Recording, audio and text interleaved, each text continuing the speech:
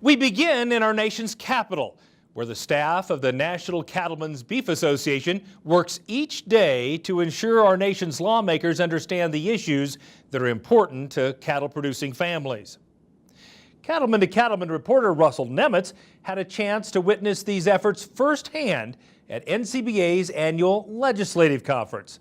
He also caught up with one U.S. representative to get her thoughts on some of the issues that are important to cattle-producing families. As always, there's a ton of issues back here in our nation's capital that impact U.S. farmers and ranchers every single day. And with us on the segment is one member of Congress, in fact, the lone member of Congress from the Cowboy State, Liz Cheney. Congresswoman, thank you for being with us here on Cattlemen to Cattlemen. Caught up with you here at our nation's capital today, and I want to talk with you about some of the big issues that are impacting farmers and ranchers, more specifically for this segment, this audience, U.S. livestock producers. The BLM in states like Wyoming, Montana, Nevada, Utah, we have a lot of public land out there, and you weren't back in Congress very long, and you introduced a bill that pretty much rolled back the BLM's 2.0 rule. Talk about that decision and why it was important. Well, thank you, Russell. It's great to be here with you. Great to have the chance to talk to so many great livestock producers from public land states in particular. BLM 2.0 was the first bill that I was able to get passed by both houses and signed into law by the president, the repeal of 2.0. And as you know, we just saw an onslaught in the last administration from Washington in terms of rules and regulations that didn't make any sense for our folks on the ground who are trying to make a living, trying to produce the food that we all need.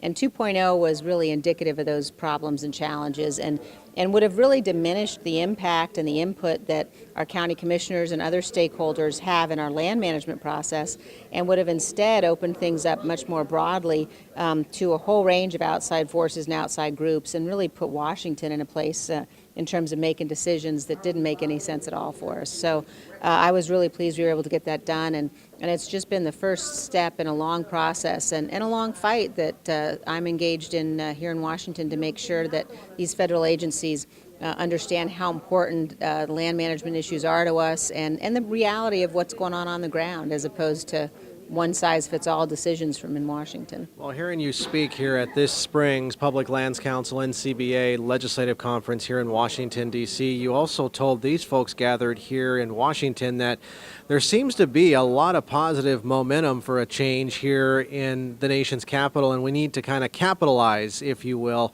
on this change back here and this momentum.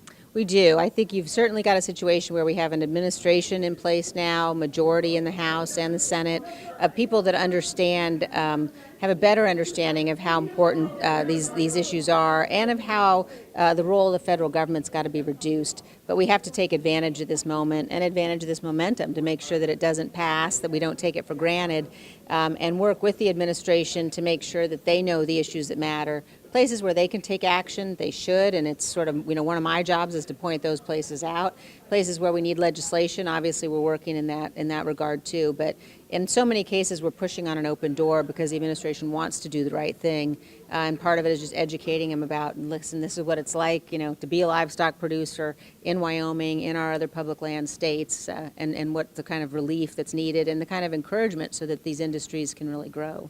Well, if you want a conversation starter, at least when you're back home in states like Wyoming and Idaho and Montana, bring up grizzly bears and wolves. And what about the need for some reform to the Endangered Species Act? We've learned a lot from these two species, haven't we? Right. Well, the Endangered Species Act is clearly fundamentally, it's broken. It's not performing the duty or the objective that was intended when it was passed. We've only had 2% of the species ever be recovered. You've got environmental groups that are clearly exploiting it and abusing it and proposing, designation of mass numbers of species all at once, and using our court systems then to challenge what goes on. So we do need to get it fundamentally reformed. We also have got to figure out a way to get the court system out of the way, because we've seen, certainly with respect to grizzlies, with respect to wolves, situations where scientific decisions have been made to delist and the court systems step in and question that and really throw a wrench into things. That shouldn't be allowed to happen. I've got a bill with Congressman Peterson that really focuses on, look, let's not allow any future judicial review of the wolf delisting. We need to do the same thing for grizzlies. And we need to do something about the Equal Access to Justice Act, because that's just a pot of money that particularly these environmental groups are abusing, and taxpayers shouldn't have to pay for that. I mean, that's really sort of, we got to get some transparency into that system. Hey, before we let you get back to work on Capitol Hill, states like Wyoming are an export state. How important is it to maintain trade relationships, whether it be with the Canadians or the Mexicans, or here of late, what's been talking a lot about regarding Chinese in the Pacific Rim? It's crucially important. I believe strongly in free trade. I think that we need it in our economy. We've got to make sure that those foreign markets are open for our goods. And I worry if we are going to go down the path here that we've started, which looks like a trade war. I don't think that serves anybody's purposes. We've got to make sure that others, the Chinese in particular, are abiding by the rules. But I'm worried that we're going to see a real backlash. We've already begun to see it against American ag products in particular. In a situation where we see markets shut down to us, and that doesn't serve anybody's purpose. So we've got to make sure everybody's abiding by the rules, but not in a way that ends up hurting our fundamentally important industries most. All right, Congressman Cheney, thank you for being with us Thank on you, Cattlemen Russell. to Cattlemen. Great to be with you. Thanks so much.